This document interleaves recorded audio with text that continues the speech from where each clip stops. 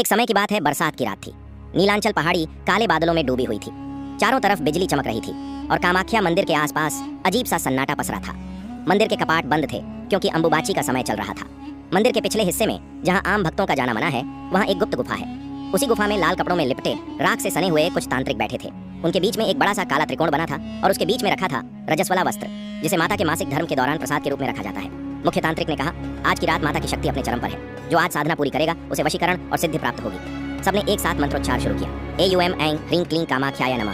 ज्यों-ज्यों मंत्रों की गूंज बढ़ी, गुफा की दीवारें हिलने लगीं। दीपक की लौ अपने आप कांपने लगी। हवा में हल्की सी लोहे और मिट्टी की गंध भर गई। अचानक त्रिकोण के बीच रखा लाल कपड़ा चमकने लगा, जैसे उसमें से लाल धुआं उठ रहा हो। धुएं से एक स्त्री आकृति बनने लगी। आंखों में अग्नि बाल खुले हुए और चेहरे पर आधी मुस्कान आधा क्रोध।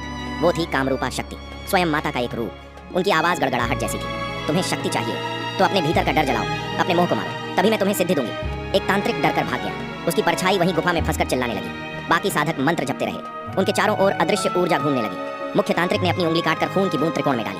तभी धुआं सुनहरी रोशनी में बदल गया और माता की आकृति गायब हो गई। और सुबह जब गुफा से साधक निकले, उनकी आंखें चमक रही थीं।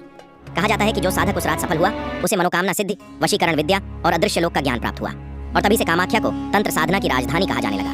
अगर वीडियो अच्छा लगे तो लाइक, शेयर और सब्सक्राइब जरूर करें और कमेंट में जय मां कामाख्या लिखें।